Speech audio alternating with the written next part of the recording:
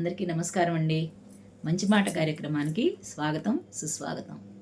ఈరోజు మంచి మాట ఏంటంటే, ఒత్తిడి లేని జీవితం గడపటం ఎలా, స్ట్రెస్ ఫ్రీ లైఫ్ ఎలా మనం పొందగలుగుతాం కదండి. ఇది చాలా అవసరం కదా. అసలు ఈ మాట వింటుంటేనే చాలా సంతోషంగా లేదు. ఎందుకని, ప్రతి వాళ్ళకి స్ట్రెస్సే. చిన్నని లేదు, పెద్దని లేదు, అలాగే మధ్య వయస్కులని లేదు. సమస్యలు ఉన్న వాళ్ళని కానీ సమస్యలు లేని వాళ్ళకి కానీ అందరికీ కారణం ఏంటంటే స్ట్రెస్ స్ట్రెస్ స్ట్రెస్. ఈ స్ట్రెస్కి కారణం ఏంటి అని చెప్పనంటే, మన ఆలోచనలు, మన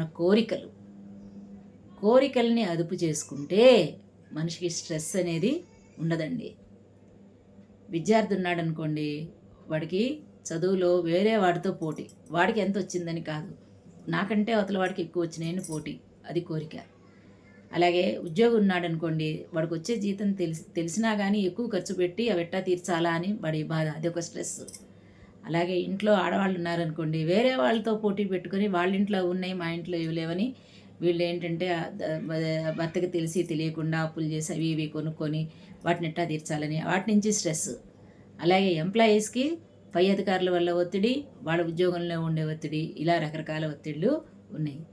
ఈ ఒత్తిడి వల్ల మనిషి మానసిక ప్రశాంతత అనేది కోల్పోతున్నాడు. దీనికి ఒక్కటే మార్గం అండి, ఏంటంటే ఫస్ట్ మన కోరికల్ని మనము అదుపు చేసుకోవాలి.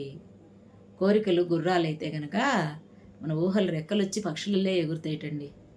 అదొక పాటలో చెప్పారు ఎవరు, అవునా కాదా?